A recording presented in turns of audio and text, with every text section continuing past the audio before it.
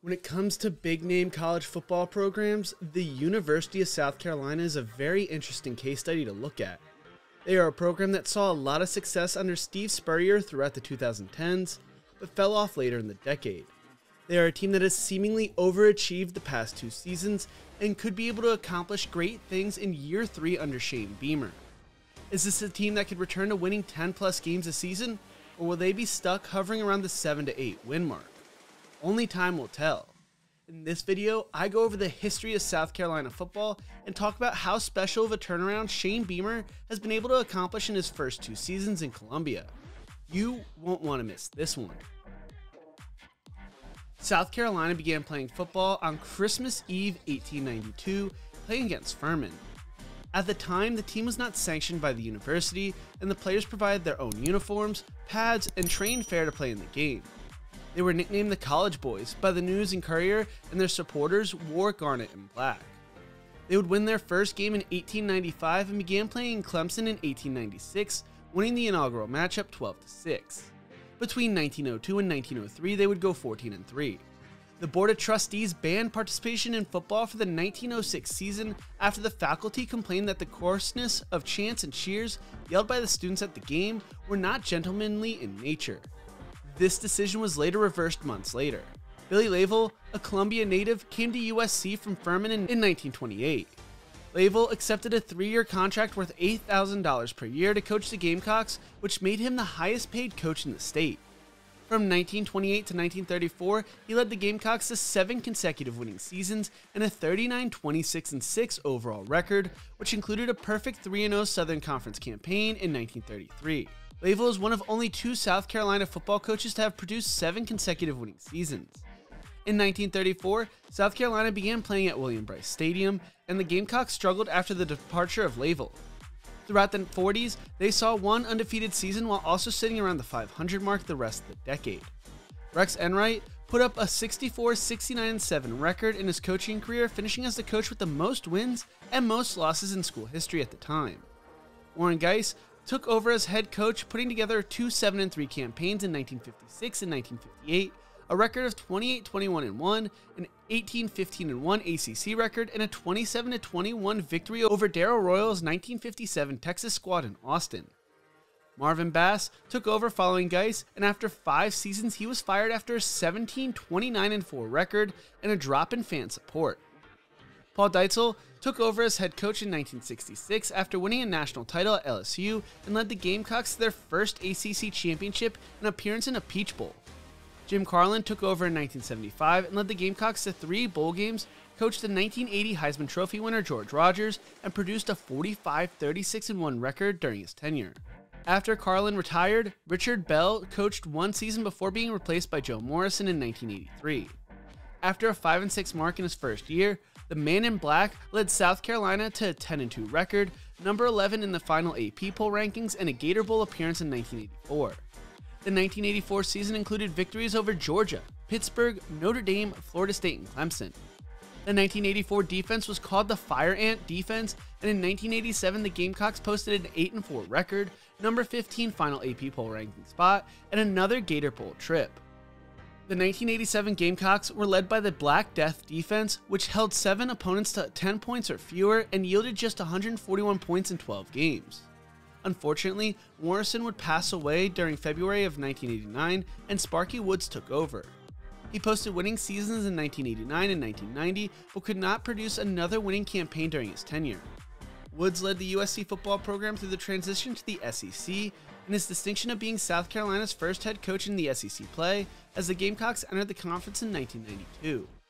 Woods' overall record at South Carolina was 25-27-3. Brad Scott led the Gamecocks to their first postseason victory in 1994, but failed to capitalize on the success and was fired after a 1-10 season in 1998. The Gamecocks were able to lure former Notre Dame head coach Lou Holtz out of retirement in 1999, and the Gamecocks went 0-11 in his inaugural campaign. Holtz would turn the program around, leading them to 8-4 and 9-3 records in 2000 and 2001. They also returned to the polls during those 2 seasons, being ranked 19th and 13th in the final AP ballots, respectively. After 2 5-7 seasons and a 6-5 season, Holtz decided to retire in 2004 with a 33-37 record at South Carolina. In 2005, USC was placed on a 3-year probation by the NCAA for actions during the coaching tenure of Lou Holtz, all of which were self-reported by the school. 5 of these actions were considered major violations and included such activities as impermissible tutoring and non-voluntary summer workouts, as well as the lack of institutional control. Coach Holtz pointed out following the close of the investigation, there was no money involved, no athletes were paid, there were no recruiting inducements, no cars, no job offers, no ticket scandals, etc. The Steve Spurrier era at South Carolina was a period of unprecedented success and excitement for the Gamecocks football program. Spurrier was hired in 2005 to replace the retiring Lou Holtz, and he brought his innovative offensive system and winning mentality to Columbia.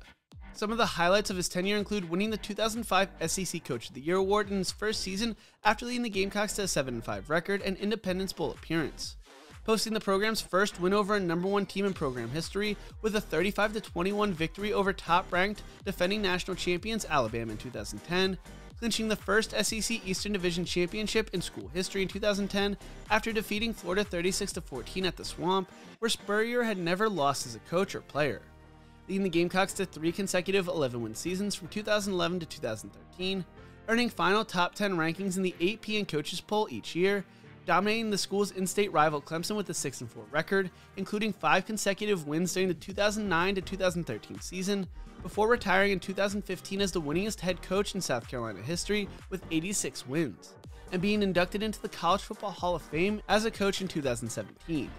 Spurrier is widely regarded as one of the greatest coaches in college football history, and his legacy at South Carolina is unmatched by any other coach. He transformed the Gamecocks into a perennial contender in the SEC and nationally, and brought joy and pride to the fans and alumni of the university. The Will Muschamp era at South Carolina was a period of disappointment and frustration for the Gamecocks football program. Muschamp was hired in 2015 to replace Spurrier, who had retired in the middle of the previous season. Some of the lowlights of his tenure include posting a 28-30 overall record and a 17-22 SEC record, never finishing higher than 4th in the SEC East Division, losing 6 straight games to end the 2020 season, including blowout losses to LSU, Texas A&M, and Ole Miss. He was fired on November 15th of 2020 after a 59-42 loss to Ole Miss that dropped the Gamecocks to 2-5 on the season. The university paid almost $13 million due to his buyout. Mike Bobo took over as head coach for the remainder of the season. Enter Shane Beamer. Beamer is the son of College Football Hall of Fame coach Frank Beamer, who is a Virginia Tech legend.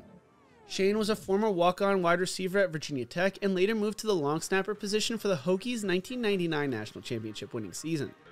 After his playing career, he served as a grad assistant at both Georgia Tech and Tennessee from 2000 to 2003.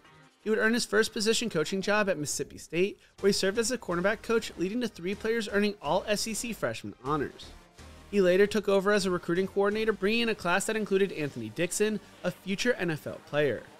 Steve Spurrier hired Shane in 2007 to serve as the outside linebacker coach and special teams coordinator.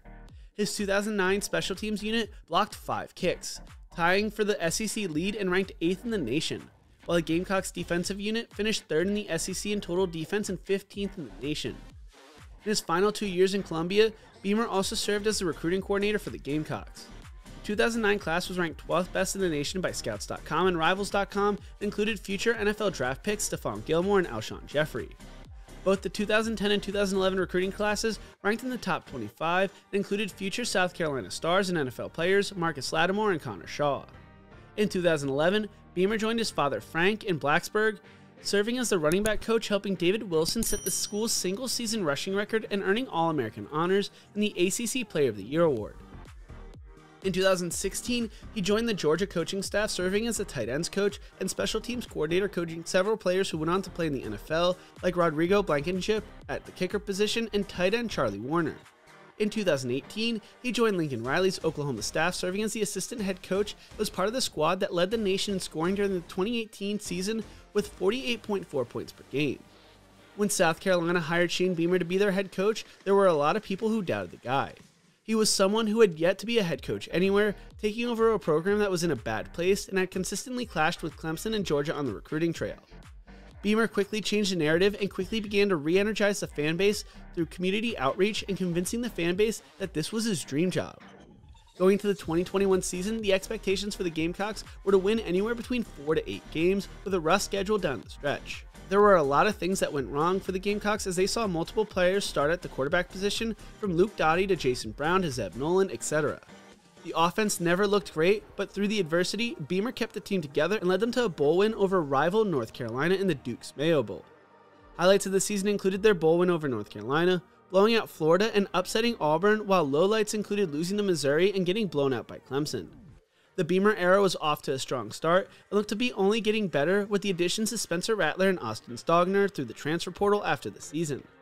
24/7 Sports wrote back in January of 2022, "Year 2 of the Beamer era has a chance to be fun for the Gamecocks, if everything falls into place.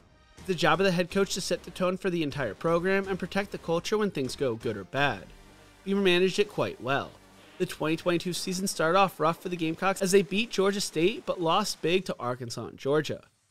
Beamer kept the team together though, and the team would win 7 of their final 9 games. After beating Texas A&M at home, they broke into the top 25 before being upset by Missouri on homecoming weekend, and 2 weeks later falling to Florida in the Swamp 38-6. They hosted then-ranked number 5 Tennessee on November 19th and saw Spencer Rattler show out and live up to his former 5-star rating, throwing for 438 yards and 6 touchdowns en route to a 63-38 dismantling of the Volunteers. The following week, they went on the road and upset then-ranked number 8 Clemson at home behind Rattler's 360 yards and 3 total touchdowns, while also throwing 2 interceptions, shocking the Tigers 31-30, snapping a 6-year losing streak. They would lose to Notre Dame in the Gator Bowl, but going into the 2023 season, there seems to be a lot of excitement for the Gamecock fans. Spencer Rattler decided to return for one more season and will look to develop chemistry with new offensive coordinator Dowell Loganes, but question marks remain about the offensive line and running back positions. The offense has had a lot of question marks surrounding it over the past few seasons, but if Rattler is able to perform to half the ability he showed at the tail end of the season, a 10-win season may not be too far off.